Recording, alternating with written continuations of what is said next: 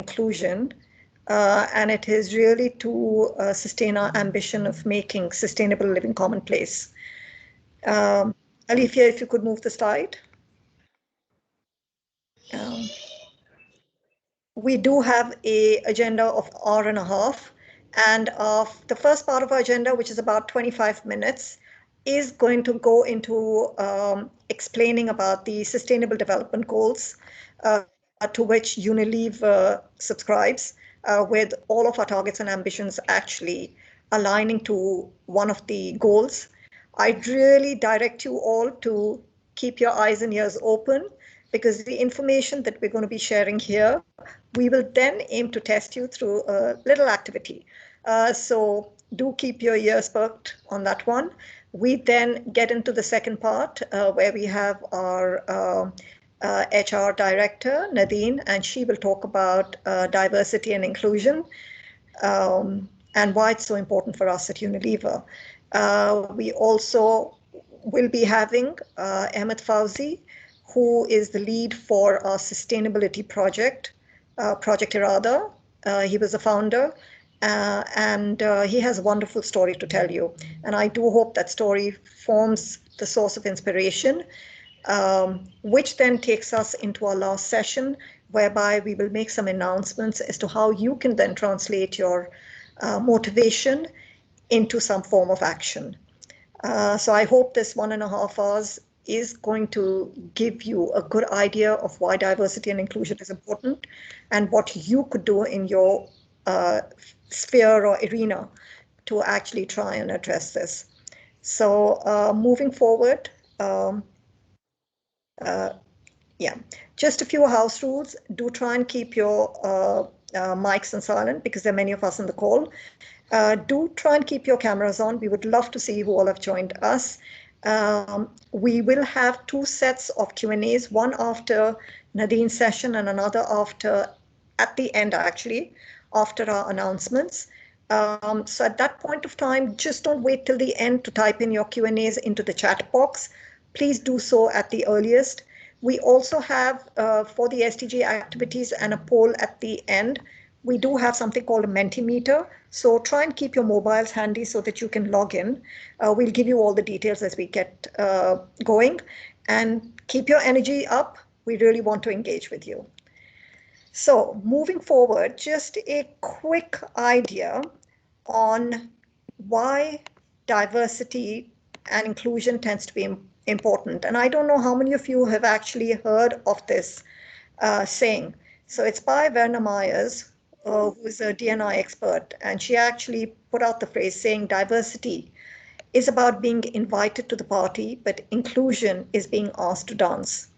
And what that really means is that while you may have all the policies and you may want to implement diversity, and wherever that might be, it's very important that you actually have the social norms and behaviors inculcated into your system so that diversity is actually welcomed. And that's really all about inclusion. So diversity refers to really the traits and characteristics that make each of us very unique. It covers not just gender, but also race, religion, age, ability, disabilities. Yeah.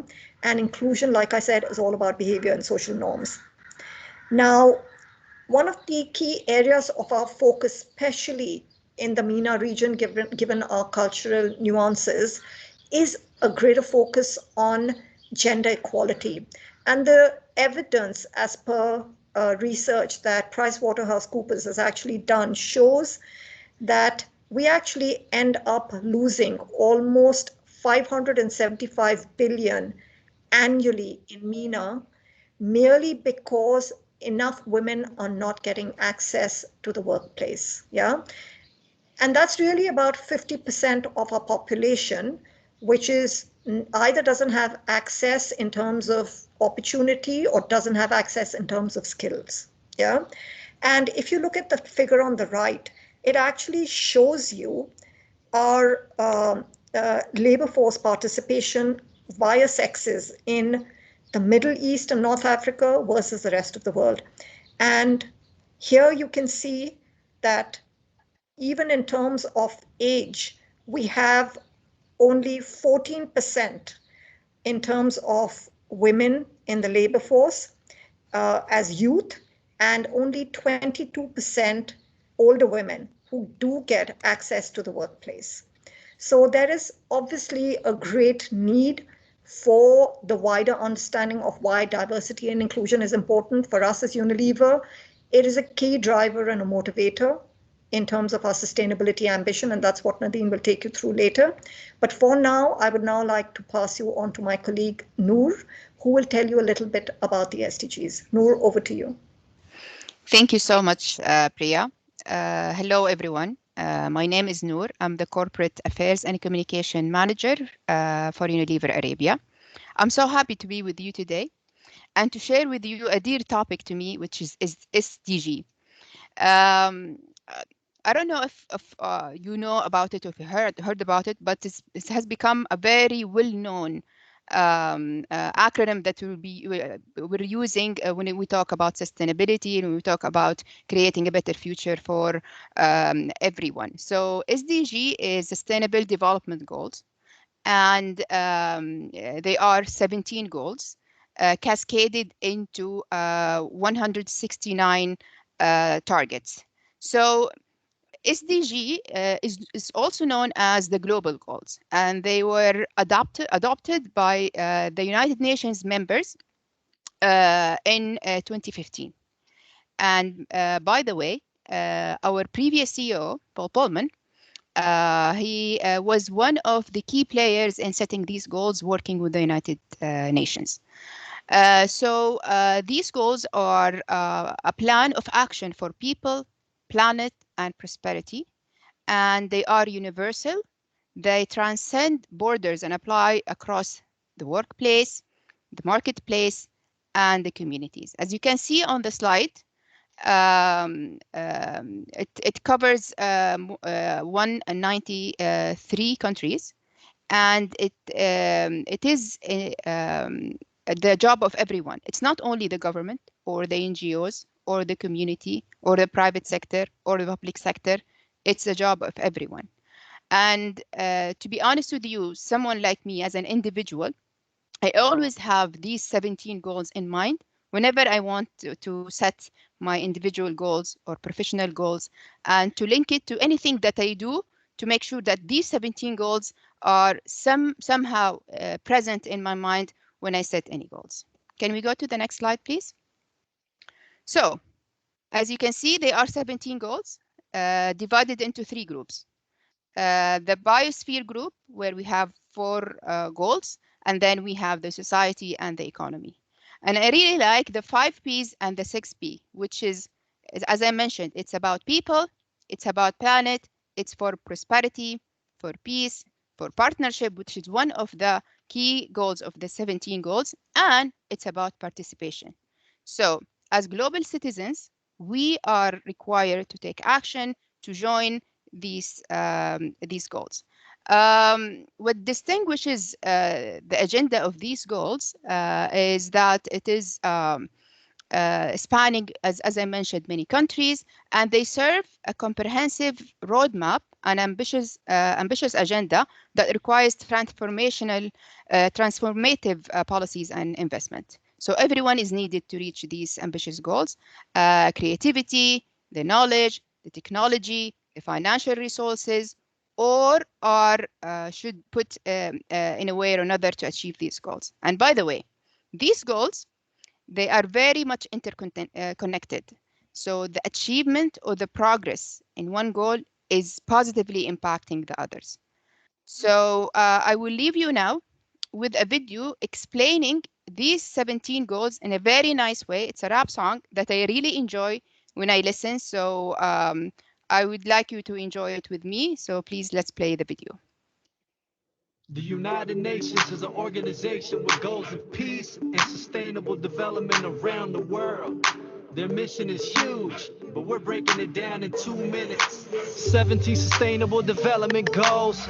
Let's get to them, cause the more you know. Look, in some corners of the world today, people are living on $1 a day. Hey, That's not how it ought to be. So go one, eliminate poverty, and go two, root out hunger across the globe. There's 800 million people hungry if you want to know. Number three is health and well-being, and getting people the health care that they need in. Learning in school are the hard to go for. Education opens up minds and doors.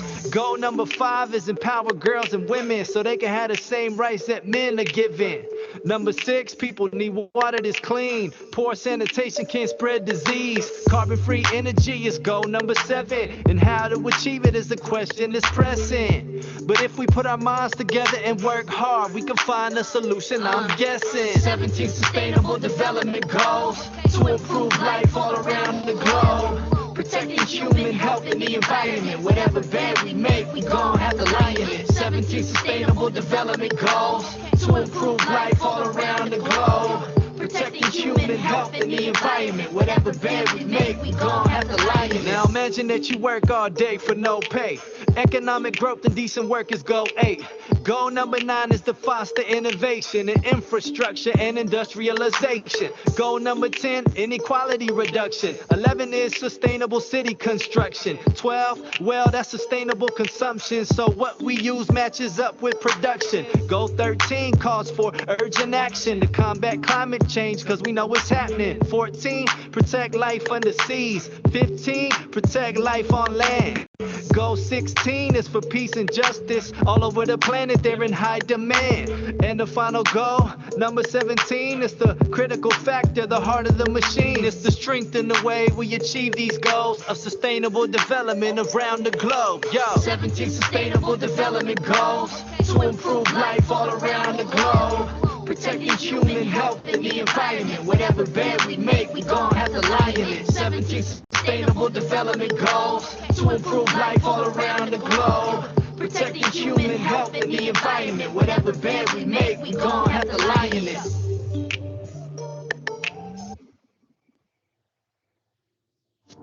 The United Yeah, as I promised you, the song is really nice, and it's really the beat. I really like the beat, and it covers the 17 goals. What but we all live in a different situation now, and since the hit of the COVID-19, the progress of these goals has been impacted heavily, especially the health and well-being, the education, and the gender equality. So I'm inviting you to watch another video talking about the impact of COVID-19 on the progress of SDG. The United Nations Sustainable Development Goals, or SDGs, are a series of goals that aim to end poverty, protect the planet, and improve the lives and prospects of everyone by 2030. But COVID-19 and its effects are a significant setback in progress towards these SDGs, and the most vulnerable are especially impacted.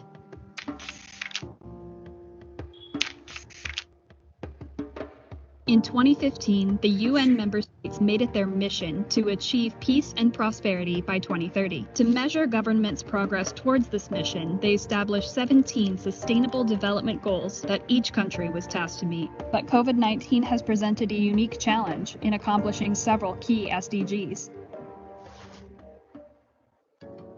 The goal most directly affected by COVID-19 is SDG 3, good health and well-being. Across the world, people are getting sick and dying from COVID-19. Because healthcare systems have been overwhelmed by the virus, they are unable to care for those with other illnesses as well.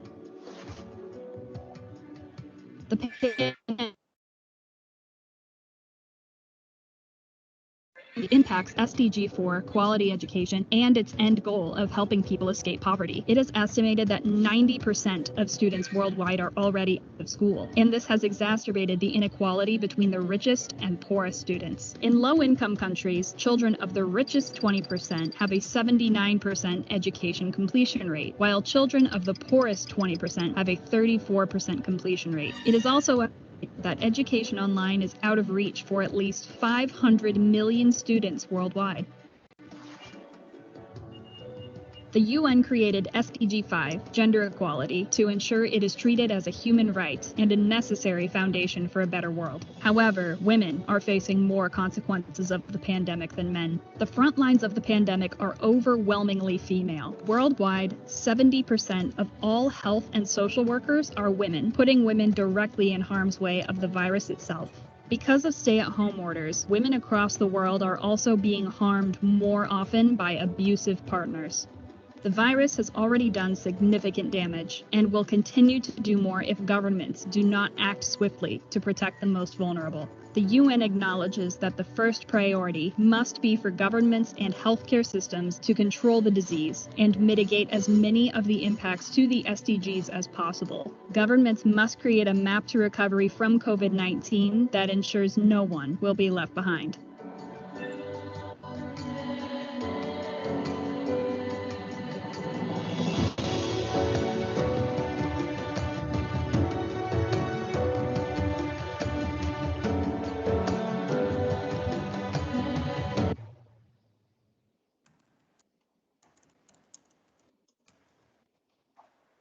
Okay. To change the mood, let's play a game together.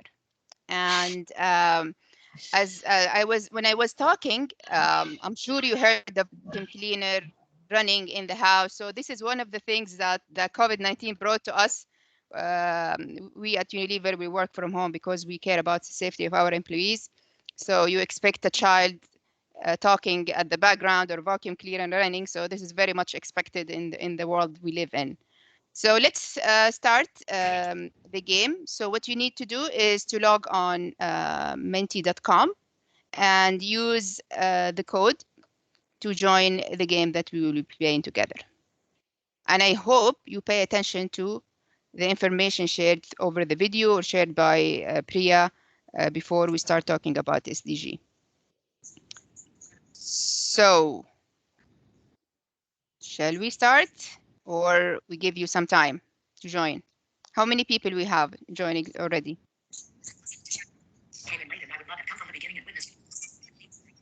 Okay, let's give them some time. I think we have over 30, if I'm not mistaken. Okay.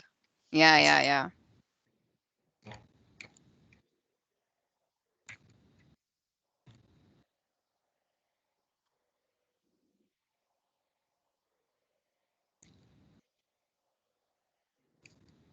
Okay.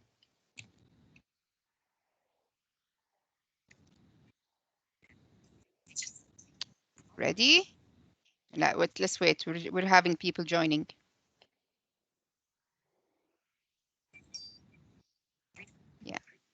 Yeah, and write the code in the chat as well. So for those who joined us, they can log on mentimeter.com and use the code to join the game. Okay.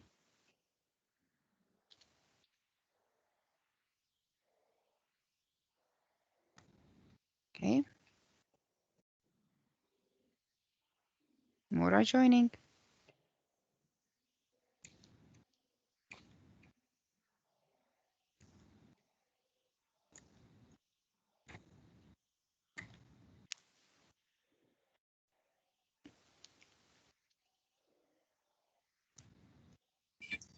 Ready? Shall we start? Let's start.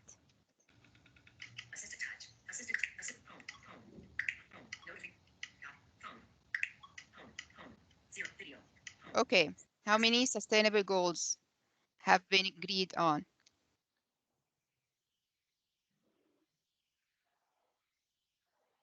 This is a simple question. Very simple question. Easy one.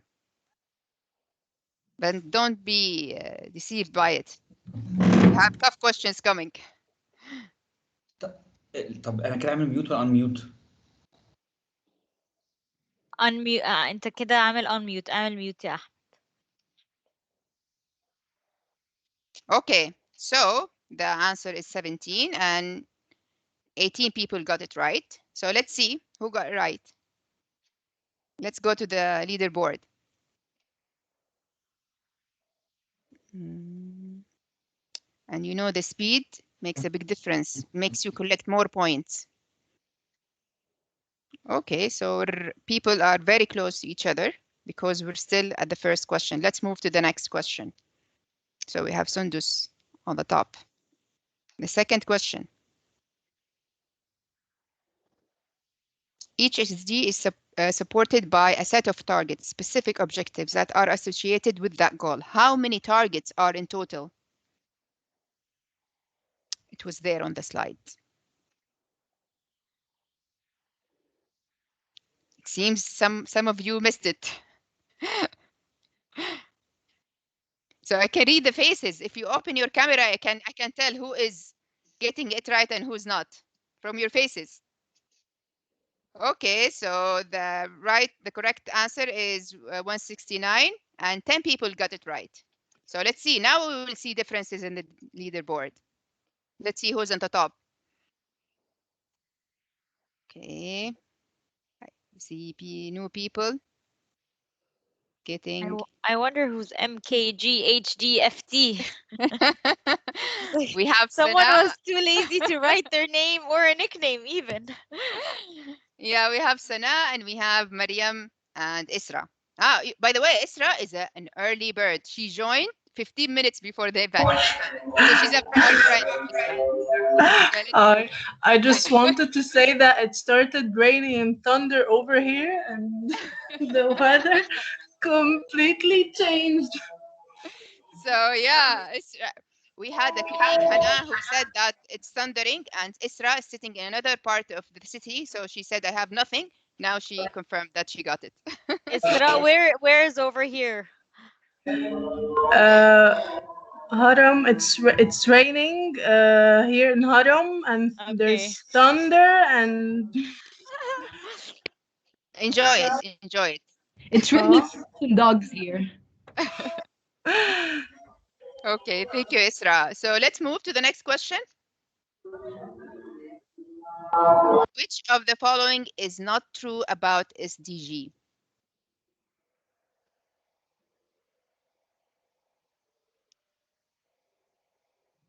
So yes, they are a legal international treaty that You just showed them the answer. yeah, we showed the answer. I don't know what happened. So Joy, maybe you're running it a little bit fast. But anyway, you got a point here. So let's see who got it right.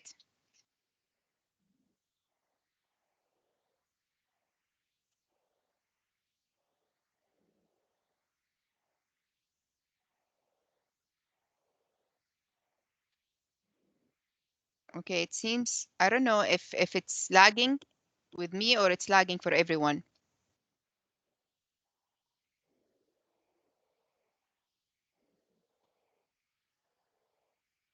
Which if the following is not part of the sustainable goals. Okay. Which one is not part of the 17 goals?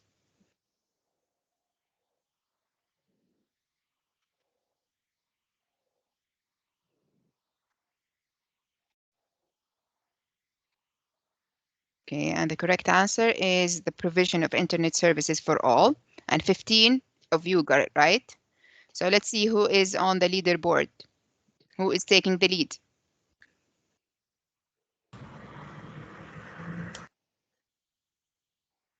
Okay. So again, Sana is the first, Miriam is the second, and we have ZM taking the third place, and Isra is the fourth. Isra, شدي حيلك. Yeah, let's go. حاضر. Everyone, please, يعني, give it your best because the speed makes a big difference. Let's move to the next question.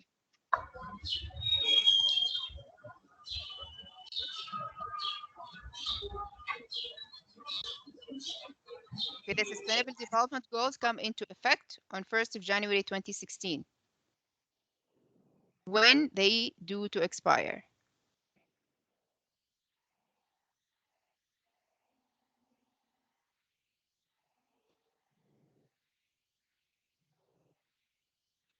Okay. The correct answer is 2030. So 11 got it right. Good. Most of you are getting it right. So let's see who's at the top.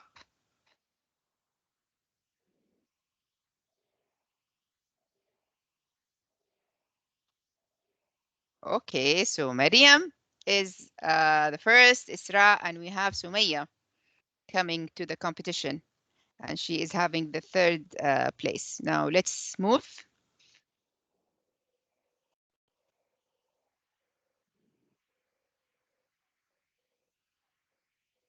How many countries have agreed to the SDG?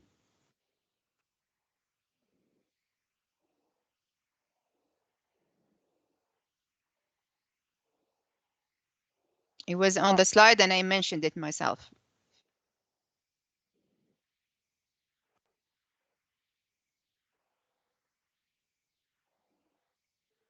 Okay. And the correct answer is 193, and 14 of you got it right. Good. Good job. Let's see who is taking the competition.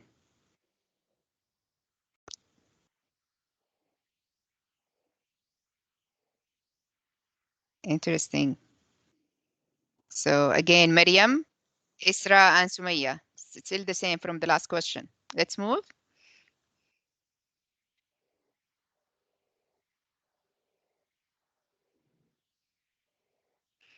Who can work to achieve the 17 SDGs?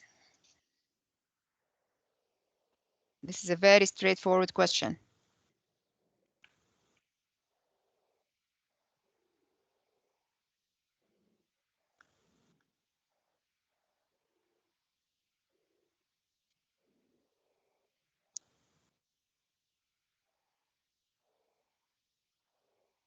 Impressive. You all got it right. So all of the above. Okay, let's see who was the fastest since you all got it right. Very, very tough competition between Mariam, Isra, and Sumaya. Interesting. Let's move.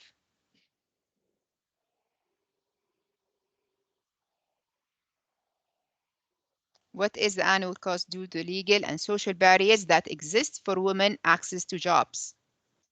This was on the slide.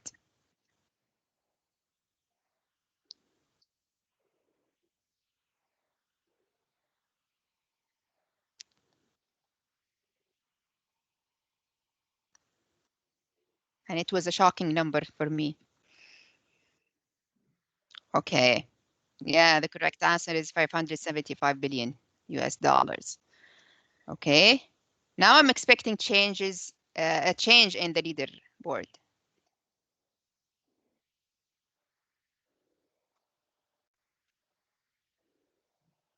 Okay, so Isra, Sumaya, and Mariam, the same three, but different order.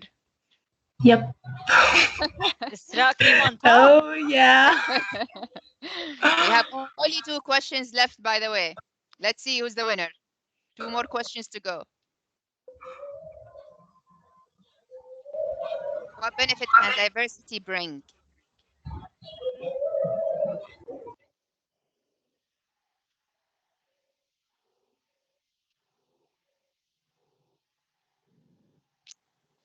Again, this is a straightforward question.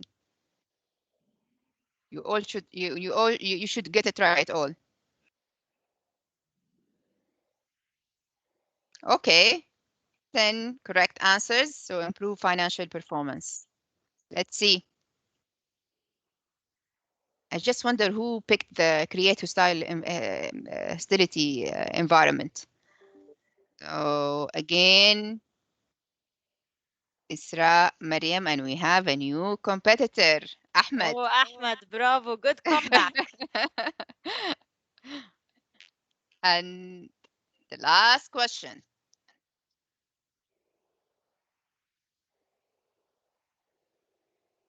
What percentage of the MENA's youth is part of the female labor force participation rate?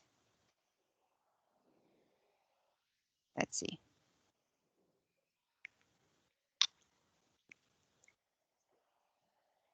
It was mentioned, and I think it was on the slide as well. Okay. Like, okay. So only 4 people got it right. 14%. This will change the leaderboard, I'm sure. Let's see who's on the top.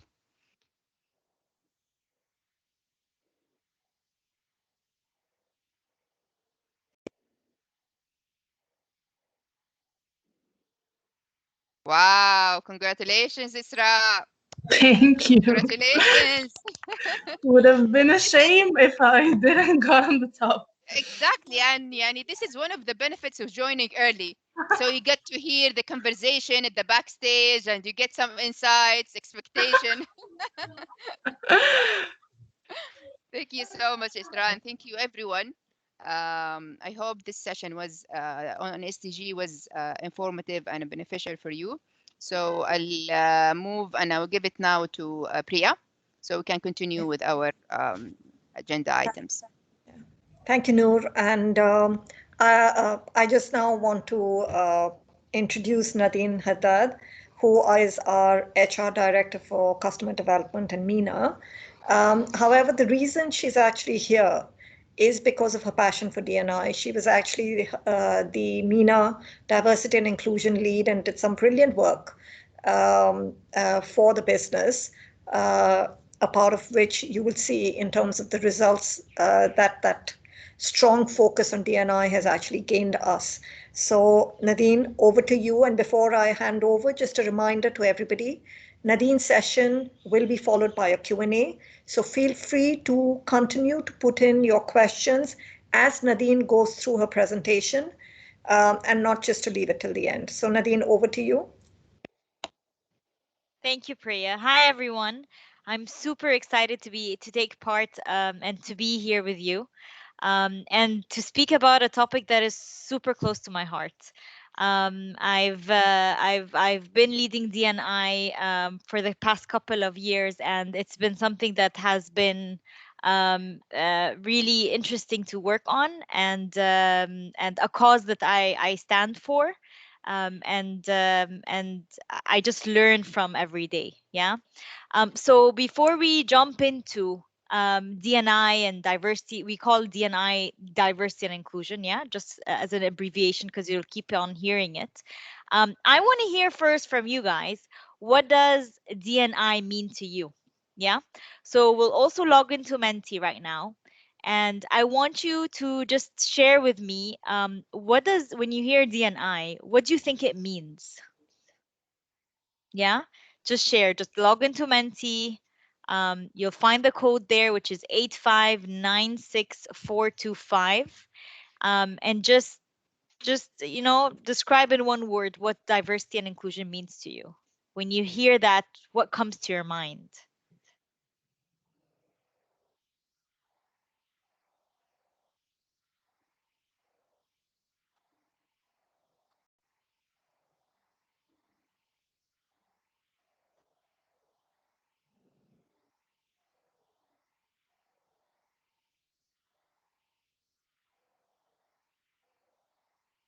Okay, equality in the workforce, equal opportunity, equality, acceptance, belongingness, opportunities, resources, being welcomed.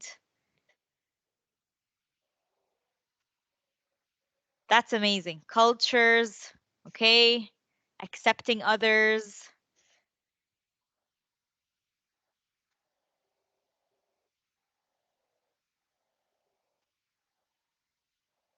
together with differences. I Spot love it. on. I love this. I love it. Spot on, spot on. Yani, when I Yeah. first started this journey of DNI, I really never understood what diversity and inclusion mean. The first thing that would come to my mind would have been gender, would have been nationality, would have been religion. But the whole concept of inclusion and what you guys are sharing, I'm super happy to see. Because if anything, that shows how the world has progressed, and we're becoming more aware day by day and year by year. And so spot on. I think you guys don't really need me to explain what diversity and inclusion means, and I'm starting at a really good foundation level. Yeah. Someone Um, wrote on the chat that unification. 100%, 100% in our own differences. So I'm so happy to hear that, and so happy to know that you guys are starting from that foundation level. If we can go to the deck, Joy, please. Okay, so let me walk you through and we go through the journey of what DNI is. What does it mean to Unilever? And why is it important? And how does it add value? And what are some of the things that we've been doing in Unilever when it comes to DNI? Yeah. So part of our vision in Unilever is that we want to become a beacon of inclusion. And we want to be known for that. Yeah. For many years, Unilever has focused on ensuring diversity and inclusion is at the heart of our values, of our leadership behaviors, and our management practices. Yeah. Our ambition is to provide that environment where all individuals are treated fairly and respectfully, and are being celebrated for their own uniqueness that they bring to the table. Yeah. We know that inclusion isn't just a nice to have, as we say. We know that it contributes directly to our growth. We know that through researches and studies, that it delivers real business results. Yeah. Statistics and research tells us that inclusive teams are twice as likely to meet and exceed financial targets. They're 6 times more likely to innovate, and be much more creative and become much more agile. Yeah, 8 times more likely to achieve better business outcomes. And so it is core in terms of business results. It's not a soft topic we talk about. It delivers results, and having diverse teams that feel included and feel that sense of belonging delivers results and creates a much better working environment where people can create and innovate. Um, we know in Unilever, and that is our vision, to make sustainable living a commonplace. And we know that the only way to grow as a business, yeah, and to thrive, is that if we take care of people and our planet. And that is the only way we know how to do it, and that is the only way we are going to do it. Yeah. Unilever actively recognizes that central role that we play and that the businesses play and corporates play in society. And we want to play a social active role in creating a positive difference in the world and creating that positive social impact that we speak about. Yeah. We believe in corporate advocacy, and we do that through inspiring our people, through our brands, to take action and to trigger that kind of change to make the world a better place. Yeah. So if we move to the next slide, um, DNI is, like you rightly said, and I love that you guys haven't only you spoke about inclusion, right? It is in making sure that we have the right resources, we give the right opportunities, equal opportunities, regardless of any labels that you might hold, yeah, or that the world and the culture around us hold, regardless of gender, regardless of race and ethnicity, regardless of the different abilities and the disabilities that are there. Yeah. And that is why equity is our keyword in 2021 that we brought into the table. It's not only about diversity, and diversity is not only about specific traits, it's also about diversity of thought. And it's about inclusion, making sure that everyone feels safe and included. But it's also about equity, yeah, and making sure everyone gets an equal opportunity. If we go to the next slide, it reflects a bit about what does diversity and inclusion and equity mean. Joy, if you can just click through so that we can share. Um, so I think Priya shared at the very beginning a really nice definition and a very simple one that I love. I will just add the equity part to it, which is diversity is inviting someone to the party, inclusion is being asked to dance, and equity is ensuring everyone has the appropriate transport to the dance. Yeah. So it's one, are you invited to the table? Do you feel that you belong, that you feel okay to be who you are, to share your thoughts, to be unique in your own way? You feel safe and psychologically safe to express yourself and your thoughts. Yeah. And you get that equal opportunity. Yeah. and are the barriers removed in that sense, for you to come to the table, for you to be at the forefront? Yeah. And we all have biases, we all have stereotypes. And so how do we break through those stereotypes to create an equal workforce and an equal space for all of us? Yeah. And so that's why equity is really important, and we need to always bring it to the table. And leading equity, diversity, and inclusion is really important, where all of us take part into it. Yeah. So why? If we move to the next slide, it's a little bit to share with you the journey of Unilever and to share with you the why. Yeah, we started our journey in Unilever in 2010. Yeah, and we focused on gender equality. And a bit of that is, one, we know that we hold a really big responsibility. We know that 7 out of every 10 households has a Unilever product. Every day, 2.5 billion people use Unilever products. We hold a weighted place in people's hearts and minds. Yeah. And so that comes with great responsibility. We need to make sure that we're able, through our brands, through our messaging, through our people, to create a better future and a brighter future. Yeah. We know that 70% of our consumers are actually women. Yeah. But we found a gap where only 38% of our people who make the decisions for women are not. Only 38% of them are women. Yeah. And so we found a gap and we said, who better to reach women than women themselves? Yeah. We also know that we will only be able to reach gender equality in the world. Yeah, so it's not just a corporate problem, it's a world problem. It will take us around 200 and over 200 years to reach that gender equality. And we won't be able to progress until we are able to reach gender equality in the world. Yeah. And so we've had, since 2010, we've had that with, we had that long-standing commitment to drive gender equality in the workplace and to contribute positively to the SDG 5, which is all around gender equality. And that's where our journey started. We started in 2011 in the MENA region, in this part of the world, to bring it closer to home. And ever since, we've done so many activities and achievements that I would love to share with you, and I'll walk you through. Yeah, just for you to get a glimpse of what we've been able to do. I'm very proud to share that globally, we've reached 50% of our manager roles, and our management roles are at 50% gender equality. So we've been able to reach that last year. Yeah. But let's take a closer look at what we've been able to do across the MENA region. Yeah. We started back in 2011. We were only at 20%. Yeah. Very proudly, and it has been a difficult journey, but we've been able to achieve 40% of our management and our managerial roles are actually women. 40% from coming from a 20%. And that comes from putting a lot of practices in place, tracking, a buy-in from our leaders and from our people to make sure that we give equal opportunities to everyone. Yeah.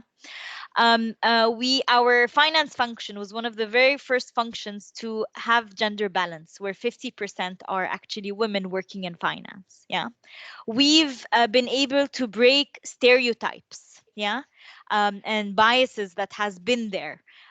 We know that there are certain functions like supply chain and sales that are very male dominated, especially in our part of the world. Yeah.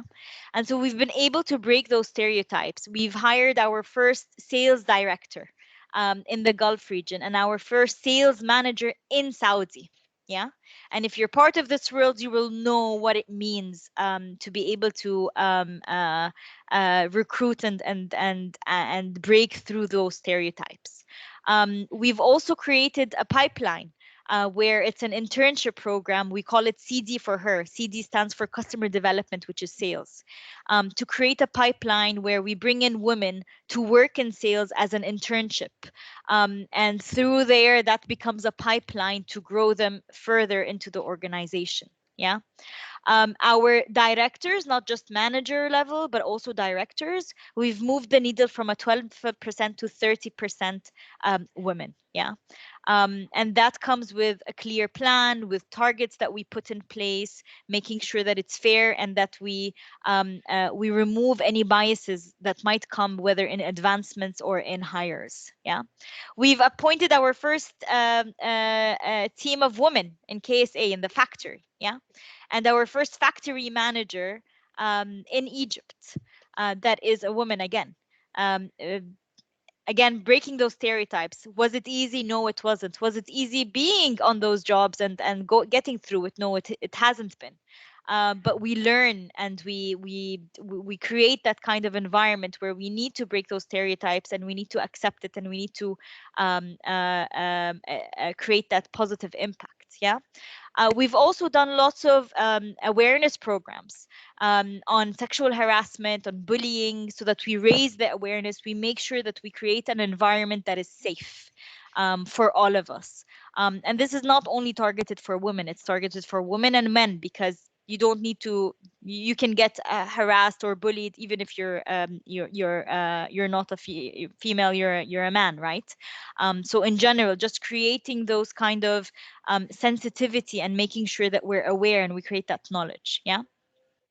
If we move to the next slide, now this was all maybe centered around gender, but it's beyond gender for us. Yeah, we spoke about inclusion, we spoke about equity, and so we know that there's over 1 billion people in the world that live with disabilities, and so how do we bring and create equal opportunities for them as well? Yeah, how do we make sure that they are heard and that their voices are heard? And so and you will hear more about that later by Ahmed Fauzi. But we've had our first Determine You interns, 2 interns that we brought in with disability. I like to call it diffability. They're with different abilities, and it was such a great success. Yeah, we've also done sensitivity training for our people and our employees, so that they are much more aware of how do they manage and how do they deal in that sense. Yeah, we've done lots of leadership trainings around inclusion. How do you create that psychological safety? What does it mean? What are your conscious but unconscious biases that might come to play? Unstereotyping in that sense. How do you create a safe environment? Microaggressions, just to make sure that we are aware of some of the blind spots that we all have. Yeah. We've also done lots. We took advantage of working from home and having mothers and fathers having their kids all around. And we said, you know what? Let's give you a break. And we're willing to virtually babysit in that sense and educate, because you start young, and educate your kids around inclusion and around diversity and inclusion. We've had several learning sessions and storytelling around the space with our own Unilever kids. Yeah. We've also had Black Lives Matter has been, the talk, I would say, of last year as well. And a lot of people thought it wasn't really relevant for our part of the world. So we brought that topic into play and we discussed it with our employees and how is it relevant in our society and in our region as well, to raise that kind of awareness and engage on those topics. So these are some of the things that we've done across diversity and inclusion and equity. Yeah, Noor, you have your hand raised. Yes, actually, I wanted to comment on the previous slide where you put a picture. I'm in the picture hidden somewhere. Yeah. And that moment when we started hiring women in the Saudi factory, that was a moment that no one will forget in Unilever Saudi. It was because of some changes happening in the regulation and the labor policy and labor law. And we celebrated the first lady working in the factory. And I remember before that, someone like me who used to go a lot to the factory for communication job, I was alone, sitting in the desk in the Oh God. factory, roaming around. The feeling was so awkward, and you can't imagine how I was pleased and happy to see the first Saudi engineers, female engineers, working in the lines and making sure that everything. It was, and we started with only one lady, and then they have become two, and now the number has increased. So thank you for sharing this moment and bringing this memory to me. No, thank you for leading and contributing to it, and I think that's what matters, and that's why honestly I love being part of Unilever, because you are able to make those positive changes and impact, yeah, as we go. If we move to the next slide now, um, uh, w- we speak about all of that now. Is it delivering? Yeah, because at the end of the day, we are a business, and we need to make sure that we're growing responsibly, we're growing profitably, and we're getting those results. And I can tell you that whether from a global level or from a regional level or a local level, we are getting those results.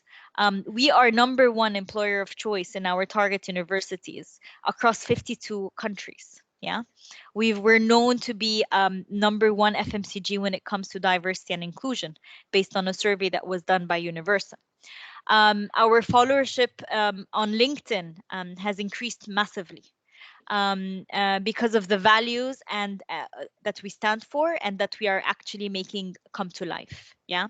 So in case anyone is wondering, does it make an impact? Are we wasting our time? From a corporate lens, no, it's not. It is making an impact. And being number one of employer of choice means that we are able to attract the best talent out there. And bringing in the best talent out there helps us in progressing and making sure that we were profitable, right? We're getting people with the right skills, with the right ambitions, with the right heart and mind. We also see it in terms of business performance. If we go to the next slide, where you can see that year after year, while our gender diversity target and representation is increasing, you can also see our performance in terms of turnover and in terms of share price. Yeah. Now, is it a direct correlation? No, it's not a direct correlation, but it is a factor into it. Yeah, because lots of things are happening in the world, lots of things are happening in the businesses. So it's not a direct correlation, but it is a correlation that you can link it to. Yeah. So it does impact business performance, and it does add value to the business, but also to our community around us. Yeah.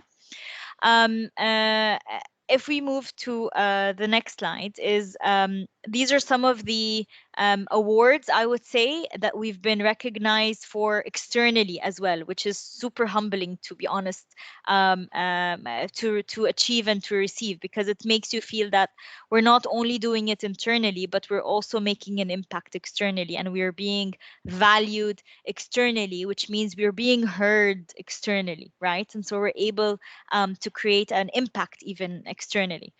So you can see, and it's across different countries that we've received these awards. Um, being the most friendly employer back in 2013, being awarded by ministries and governors and governments.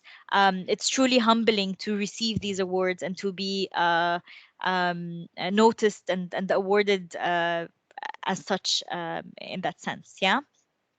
Now, all of that is part of DNI. What I want to take you through is also our social commitments. Yeah. If we move Joy to the next slide as well. So uh, one of the biggest threats, yeah, in the world currently we are facing is social inequality. And last year has really widened the social divide and really accelerated lots of the problems that we have. Yeah, and we've all, I think, felt it one way or the other. And so again, Unilever always feels responsible and wants to take part in making a positive change in the world. And so 21st of Jan, if I'm not mistaken, we announced a set of ambitions ambitious commitments, and they're quite bold, I must say, and actions to help build a much more equitable and inclusive society. Yeah. And we put out a plan, we put out a strategy, and we said this is what we're going to commit to, and deliver. Yeah. If we move to the next slide, so it's basically divided into three key pillars. Yeah. The first is about raising the standards of living, to allow people to afford a decent standard of living, that are within our value chain. That's number one. The second is all around creating opportunities, through making sure that we are inclusive. Yeah. And that means being inclusive for women, and also any other underrepresented groups. And that includes with disabilities as well. Yeah. And so how do we make sure that we extend our support further, yeah, than what we can actually reach, or than what is easy to reach. Yeah. And the third is about preparing people for the future of work. Yeah. Given all the changes that has taken place in the world of work, and in the future of skills, and in how the world has changed, um, uh, and the different employment prospects of many people, how do we upskill our people? How do we upskill and reskill, internally or externally, youth around us? How do we make people much more future fit? Yeah.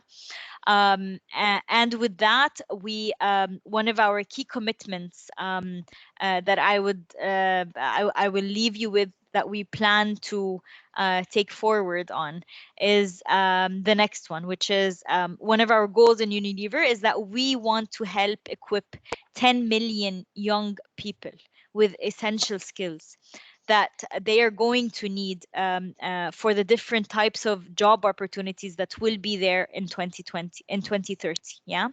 And that will be very different from today. So if we move to the next slide, um, um, it is a commitment. It's bold.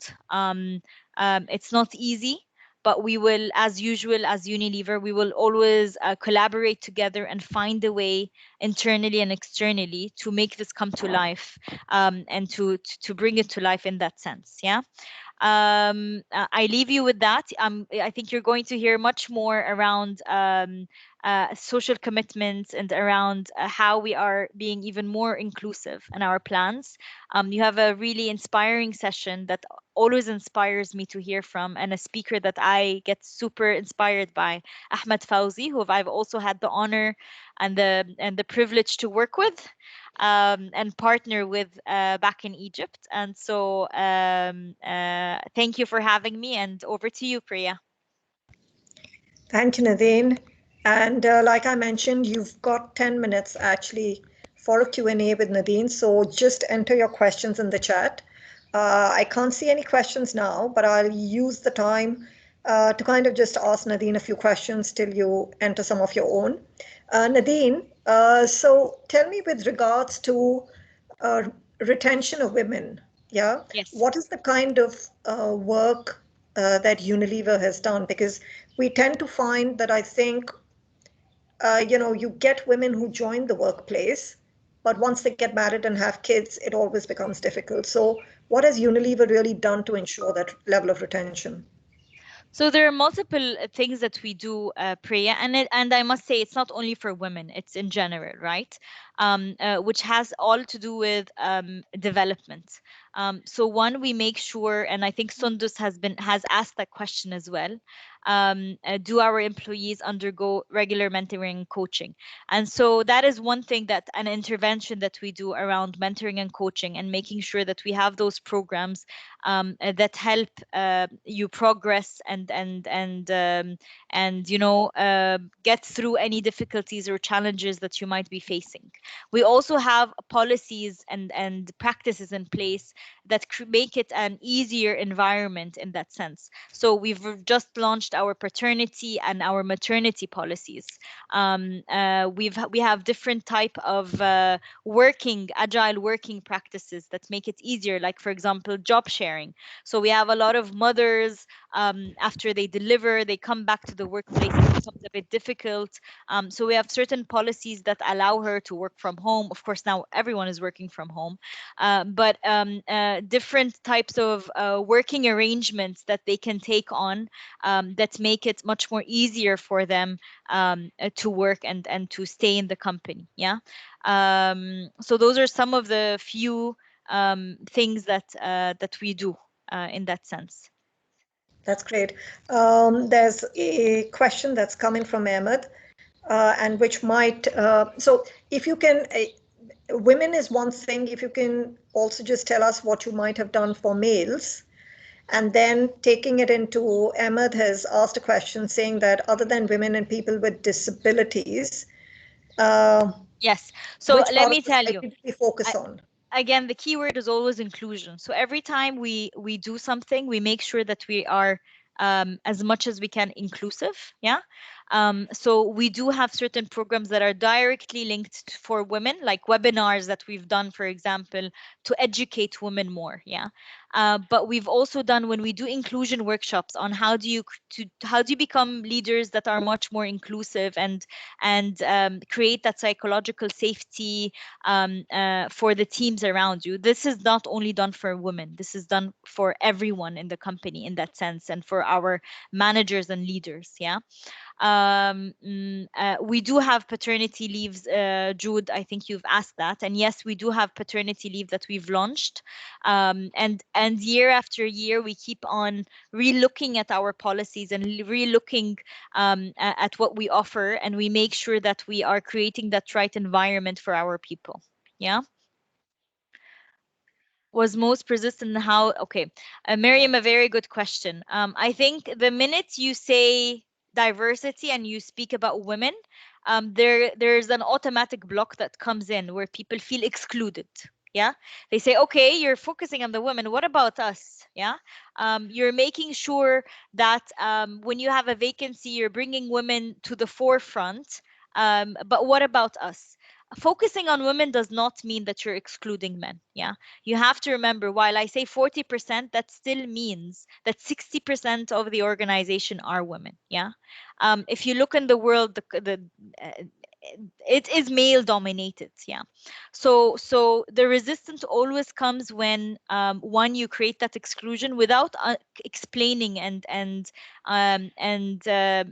laying out the business case of why we're bringing in more women and why we do what we do. Yeah. But at the end of the day, whomever advances and gets the opportunity is the person who is best fit. Yeah. It's always based on meritocracy. And it's just about making sure that we give that equal opportunity, because if you look at the marketplace itself, you'll find more men available that have more experience, and very few, and so you women that have the same level of experience. So you really need to put and exert more effort to search for the women that are out there and give opportunity and take risks, so that they can also have that equal opportunity and equal experience level. So that's the kind of resistance that we sometimes face, and it's not easy, but it takes persistence from our end and consistency of communication from our end to make sure that we're explaining the business case, and we're giving that equal opportunity for all. Yeah, we're very committed towards it, and hopefully year after year we make that difference, not only for women but for everyone in that sense. So that's great. Sana has put in a request, and we'll, I think, connect separately on that. Happy to, I think, yeah, Sure. connect on that.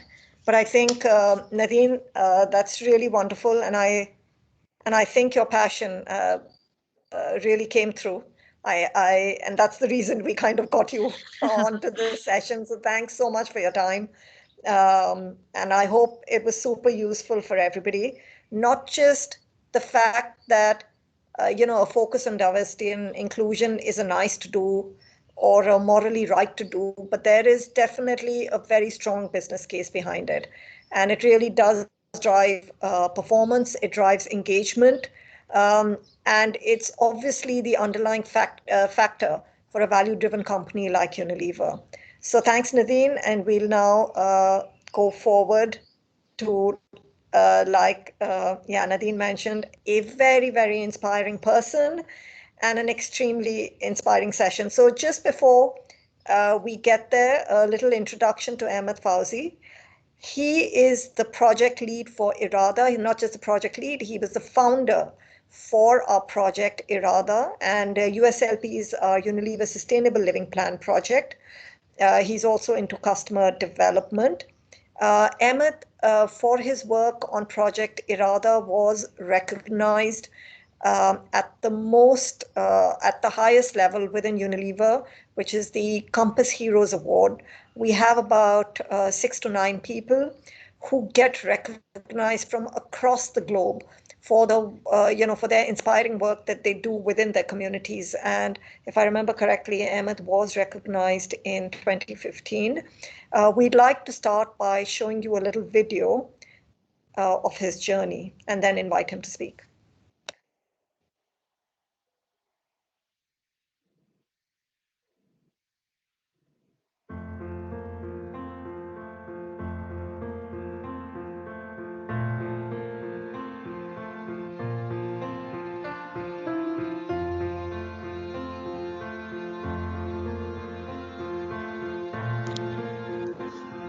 Nací siendo sordo.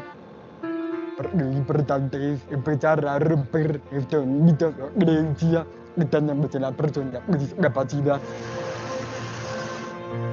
From 2008, my sight had been decreased. There are so many challenges. It's about giving a chance for people living in the dark to join the employment sector.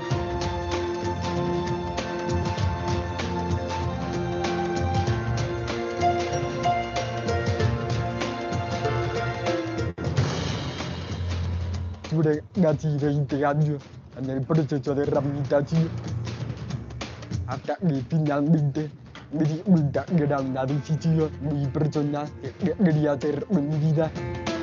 I learned that I should accept it and adapt for it. My line managers told me, don't worry, you are secure.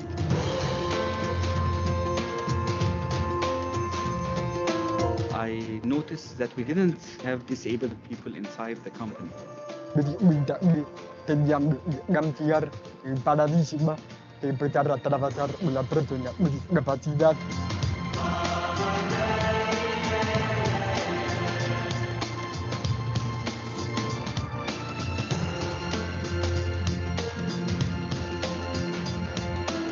Para que los directores, los line managers y los demás empleados tuvieran una apertura, diseñando toda una estrategia, toda una campaña de apertura a la diversidad e inclusión.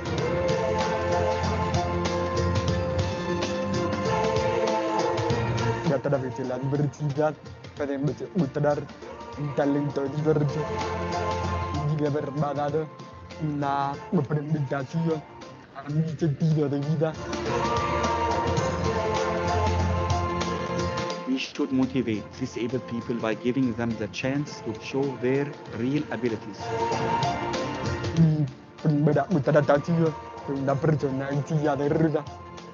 Entonces, lo que me dijo, gracias, porque no viste mi discapacidad, sino viste mi talento.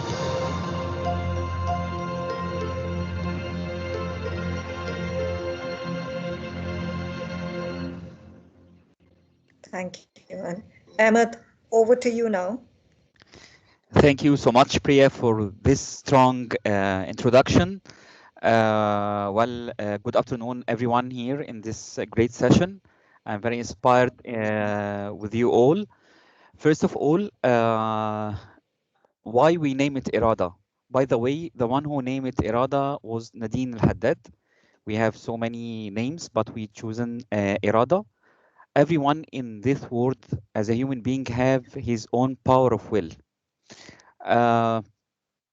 Someone left his education and he didn't complete any kind of university or school, and he invented the most popular innovation across all the times, Thomas Edison.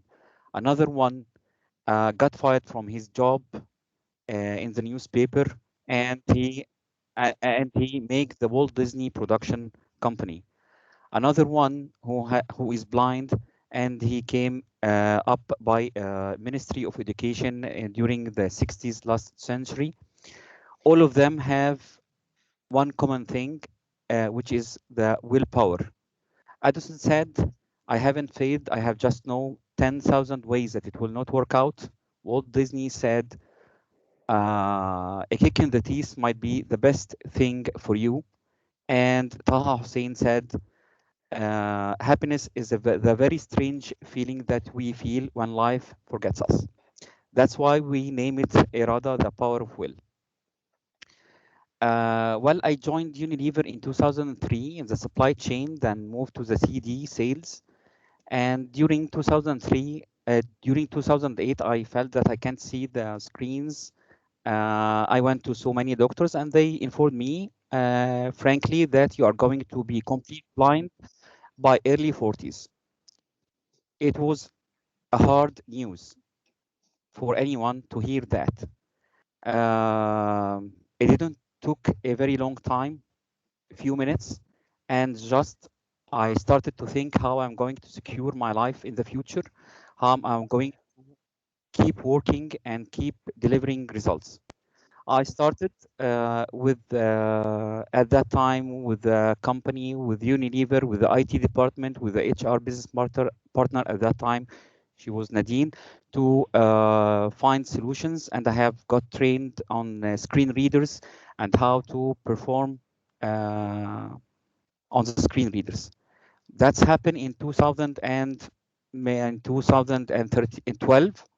And after the company felt that any blind people can perform and can do any work, same as anyone in Unilever, we have started Irada in 2014.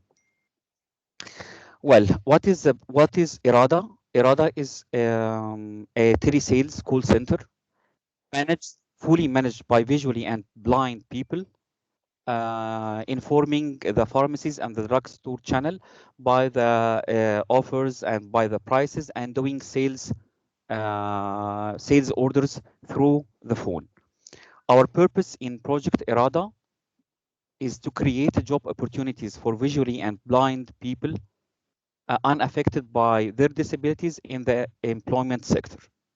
Second thing is to change the mindset both ways, for the society and for the visually impaired people themselves, to discover their capabilities, that they can deliver anything they can want to do. Last but not least, to be solid channel in the business to secure sustainability in this project. I want to highlight what happened during the last 7 years in Project Irada. We have started in October 2013 by hiring 3 visually impaired people, and we have grew through the last 7 years to be 53 members. In 2019, we have started very small in scale of business and sales, and we have triple sales growth, and we are now contributing with a recognized contribution in the sales of the health and beauty channel inside Unilever Egypt. And the most important is the people front, that we have a team, a strong team full of capabilities that they can deliver results, competes, and strives for high performance. We have a team that really proves that inclusion is all about performance, not about sympathy at all. I want to say also that to continue success is to keep uh, raising the capabilities of the team, to start to do so many new things to keep sustainability of success. In one short term, I want to say that success happens by not only one person, It happens. Behind Irada are more than 10,000 employees, direct and indirect, inside Unilever Egypt, who helped and support Irada. Last but not least, the people inside the team themselves proves that they want to deliver high results, to open the gate for more and more people to join Irada. Last year, we succeeded to change the mindset in other companies rather than Unilever, and we have succeeded to let 3 from our people inside Project Irada to join other multinational companies. And I hope it is, I said everything in my mind. Thank you, everyone. Wow, that's, Ahmed, I've heard you speak, I've seen your video, but it never ceases to inspire me. So I'm sure you've kind of left everybody quite speechless. And I think for everybody, besides the fact that irada means will, I think the learning is clear that where there is a will, there is absolutely a way. Yes. And despite the fact that we've made our new social commitments only this January, it's important to note that as an organization, we've done this kind of work for very long. So we're extremely proud to have the Irada team working with us in Egypt. And as you've seen, they've got a brilliant performance under their belt. So thank you, Emma, and that's absolutely wonderful. Before we get into the Q&A with Emma, we want to just take you through a little more material. So Emma, please stay with us till we reach the Q&A. And in the meantime, if I can just request everybody to put in your questions for Emma in the chat box. Now, having provided you with an idea of what diversity and inclusion means, which is what Nadine did, and its impact on business, we then had Ahmed come in and explain his own journey, what motivated him, and the teamwork, where the team has really taken the Irada business and its contribution to Unilever. We now want to take you through a small video to motivate you a little further in terms of what is it that you can really do. So Joy, if you can play that video.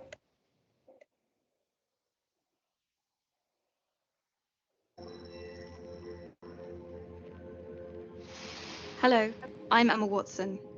We have an urgent mission to complete by 2030, and I really need your help. We need to fight global inequality, end extreme poverty, and respect our planet.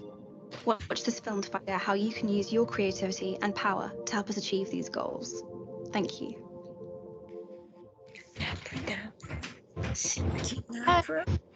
Hello? Are you there? Are you I was there? we have to use our creative superpowers to achieve the United Nations global goals. How? Although the Earth is just a tiny speck in space, it seems enormous to us when we're on it. The global goals can seem huge too. But if you focus on fixing the things where you live, you can make a big difference. There are 3 ways you can help. You can invent, innovate, and campaign. So buckle up and let's take a lightning flight around the world to see what young people are doing already. First stop is Istanbul in Turkey, where we meet Elif. She's an inventor. Like many big cities, there's a lot of pollution in Istanbul, some caused by petroleum-based plastics. Elif wasn't happy about that and wondered what she could do. So she invented a new natural plastic made from banana skins.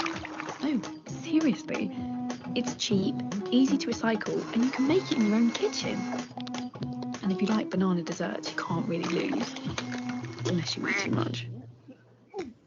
So, let's talk about toilets. This is Rohit. He lives in Bangalore in India. The population there is growing very quickly, and so is all the, well, waste. A regular toilet uses 6 litres of water each time it's flushed. This is too much where water's scarce. So Rohit invented a toilet that saved 50% of that water. He called it the vacuum flush. His invention won an international science prize, and now he's flushed with his own success. As it were. You can be an innovator, be creative, and think about how to improve the way we live. Take urban creators in North Philadelphia. This amazing group of teenagers reclaimed derelict land in a dangerous, run-down neighbourhood. They built a thriving farm where they grow fresh food and now supply hundreds of local homes and restaurants. Life Do Grow Farm has transformed the community and made it healthier and safer for everyone.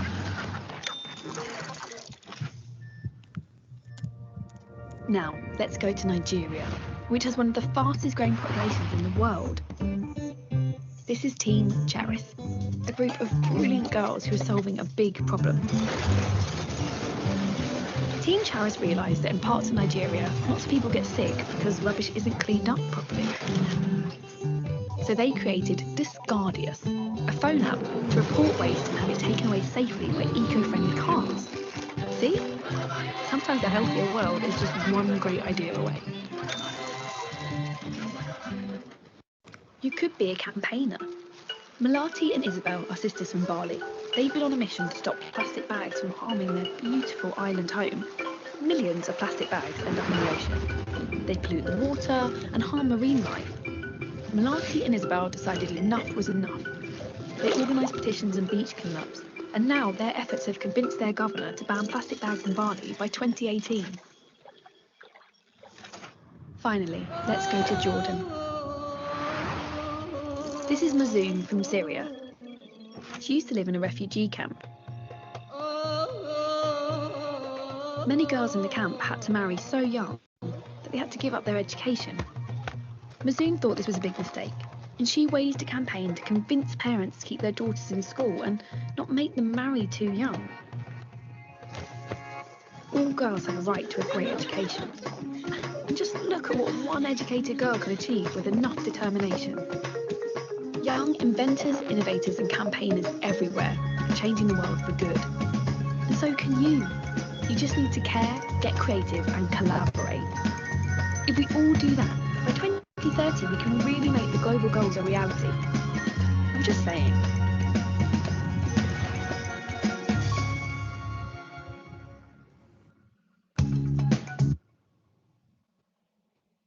So to all of you, youth makers and change makers, yeah, I really hope that was inspiring, because definitely each of us has a role to play somewhere in those 17 SDGs and to help achieve them. Yeah, a lot of times we get a lot of people saying, but I'm one individual, how can I make a difference?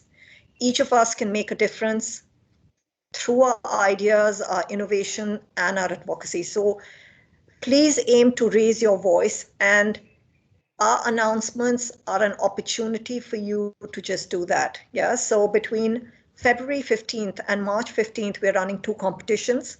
The first is an article writing competition on sustainability. This is primarily targeted to those who are interested in communication. But anybody who has a love for words, please do take part in this. We have another competition, which is essentially a photo competition. And again, even out here, what we are asking for you is to identify an issue within your community and tell us in about 500 words as to how you would address it. And the winner, out of all the entries that we receive, we will then shortlist them, give them mentorship to help actually refine and finalize their ideas and select the top 3. So those are 2 competitions we are running, followed by 4 sessions on sustainability. The first is what you're attending today on diversity and inclusion. We have another session today on Lipton and how it is bringing its brand purpose to life and addressing hidden loneliness by creating quality connections. Yeah. If you haven't already, please sign up for that session through our site. On February 25th, which is Thursday, we are then addressing plastics. Is it a source of waste or can it be a source of value? And on the 2nd of March, we have another session on sustainable manufacturing where we have our Vice President Supply Chain actually speaking about it. So do sign up for these 4 sessions. And we do hope to see many of you again. Joy, if you could move the slide. Yeah. And essentially, our ambition, like I stated at the beginning, was really about creating a movement for sustainable growth. But for us to be able to actually create a movement, we need people like you. So if you are interested in engaging further with Unilever and its sustainability agenda, then please write down your name and email ID and post it in the chat box. And we will be in touch with you further on how you can join our community. But the advantages that it will provide you is, number one, you will be first to get invited to such similar workshops and events, which are exclusively focused on the youth. Secondly, you will receive alerts on our commitments and our progress against our sustainability targets. And the third is that you will be the first to hear about upcoming competitions, projects, and opportunities which are open exclusively for the youth. So please do put in your names, and thank you for everybody who's doing it. We'll be in touch with you. Joy, if you could move the slide. Yeah, we're now going to quickly run a survey on how you found these sessions. It won't take us more than a few. There are just literally, I think, 3 questions. So do log into menti.com using that code. And if you can quickly answer the questions that come up.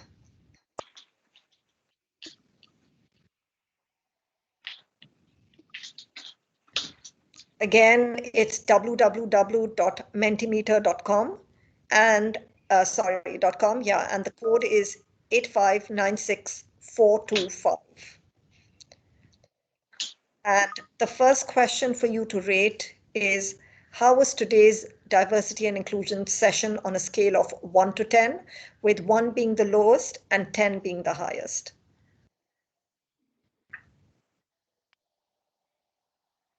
Yeah.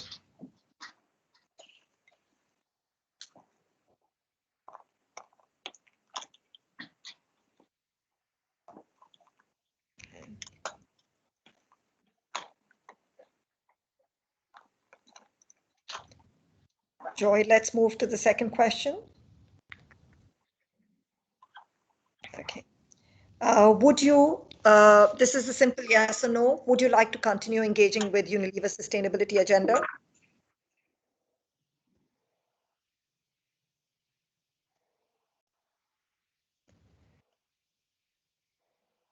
That's great. And Joy, if you could move further. Oh, we still have some answers. Just stick on, and yeah.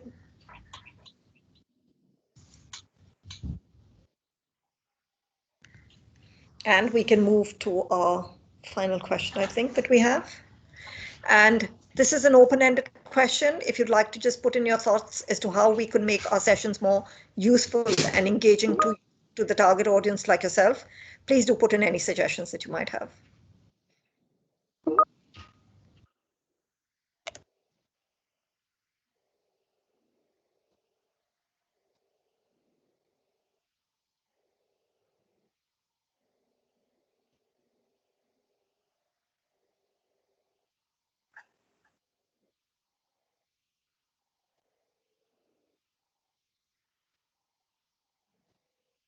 So we have a recommendation on sustainability games, whoever put that in. I wondered, I do hope you joined us at the start, because that's what we did spend our first 25 minutes on, but we can try and introduce more discussion-based topics. Yes, we would love to do that. This session was primarily aimed at providing a more kind of education-based session, really based on our own experience. And we can definitely make the next more roundtable kind of focus, so that everybody can share their voice. Images of sustainable participation, we can do that. Yes, I agree. Both Nadine and Ahmed were wonderful speakers, very inspiring. More stories about sustainability. Yes, we will aim to do that. We have some wonderful stories on sustainability. And after our 4 sessions, that's our promise. Be in touch with us. And we will come back, topic-based, story-based sustainability engagements. And thank you, everyone. I think that's about it. And we can then, Joy, I think that's the last one, right? And we can move into the Q&A with Emmett then. Yeah. So any questions for Emmett? Just put in your questions in the chat. I know I know Emmett's work so well that I don't really know where to start asking him. Maybe I could start by asking him, Emmett, can you explain just in a few more words, what exactly does the team do when you say they engage with pharmacies on behalf of Unilever? Do you want to explain that a little bit? Of course. Well, the 53 members during 2019, or the current members, working from home, they are opening the laptop like me now, and they putting the headset and try to try to contact the customer. They have their phone numbers through a system. We have it inside Unilever, CLS, call log system. They choose the number and they call the customer. The customer doesn't know that we are blind, and we inform him by the current promotions and prices and relaunches, everything about our brand. The team should be equipped by very strong knowledge about our brands, about the offers, discounts, and try to close the deals. And actually they do. And they put on the left ear, for example, the phone, and on the other hand, on the other ear, the laptop voice, so the customer doesn't hear the voices that are coming up from the laptop or from the phone. And have you, and that's going to Jude's question, where she asked, have you faced any challenges with close-minded people who don't want to interact? Or what are the strategies that you might have used to help others change their mindset about people with disabilities? I love to face these kind of challenges. Life is not an easy, like a project like that. It was not an easy road or easy trip. We faced so many challenges, like especially the mindset in the early beginnings, and even yet till now. Some people don't believe that a blind man or woman can do sales orders and can contribute, especially when we started very small in scale of sales. We have started by 20 customers, 200 customers. Then last 12 months, we are covering more than 3,000 customers. Well, if I face someone like that, I don't waste my time and energy improving our capabilities, and we focus more on our goals in sales. And by time, we proved that we can deliver and have high performance. So don't waste your time. If you face someone you will not change his mindset. I agree with you. I think the best answer is a great performance, right? Because in that case, you answer every question without really actually wanting, without even having to do so. So I agree with you. I think a focus on self, focusing on the team, the team's performance will automatically kind of drive that respect and inclusion. I agree with you. Do we have any other questions? Yes, there are some. Are there any initiatives for university students, especially the disabled ones? So, sorry, and is there anything else, Emma, that you might know about which is focused for youth? Inside Irada, we get our data from NGOs, from universities. We approaches Alexandria University, we approaches other universities. That's what I know for Irada. Yeah, I think, and while Ahmed, of course, is, he's talked about it, rather, I just want to mention to everybody that we have another wonderful program in Egypt called Noor, which is also, I think, Ahmed, focused on people who cannot see. But that one is slightly different, I think, from your project, right? That one Yeah. is more in terms of sales, actual sales of our products, door-to-door sales. Yes. Yeah. So that's another wonderful project that we do have, um, that is also ongoing in Egypt.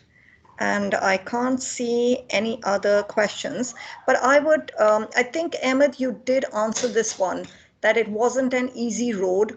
There were a lot of challenges, but through persistence, uh, you actually kept moving ahead. Is there anything else that you can share with us with regards to challenges? Challenges is a battery of will that you can, whenever you have a big challenges, you will deliver a big and high performance. And success is not only by only one person, it's by a team inside Irada and the Unilever employees that who believed in our capabilities and they gave us all the support. Absolutely. It's almost like family supporting and believing. And I think that's really the whole thing about acceptance, respect, and inclusion that Nadine really spoke about. So thank you, Ahmed. Again, I'm going to say this for the third time, I think. I get so inspired every time I hear about you and I hear about the wonderful work that your team does. Thank you so much for taking your time out, and also inspiring the rest of our change makers who joined us today. And thank you for everyone who joined. We will be sharing an update newsletter with you tomorrow, which will carry the recording as well as the details of how you can engage with us further, especially with regards to the competition. So stay tuned. And thank you once again. So thank you, everybody. Have a great evening. Thank Bye. you and you too. Bye bye. Bye, Emma. Bye-bye. Bye, everyone. Thank you.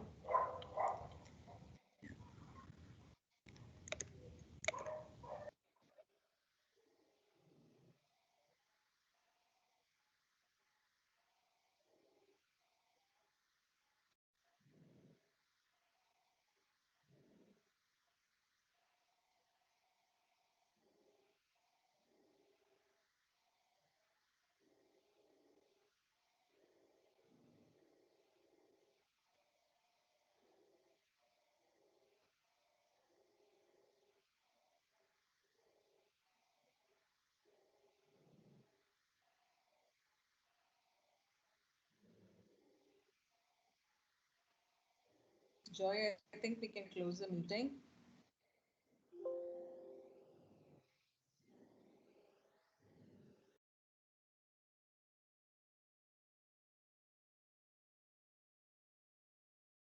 Bye, Ahmed.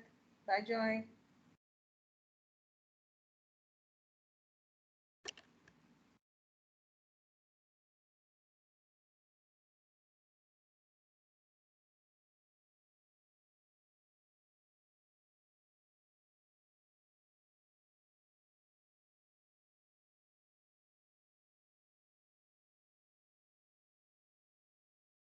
Hi, does Ahmed need help or something? He's still in the meeting? Or is it just frozen?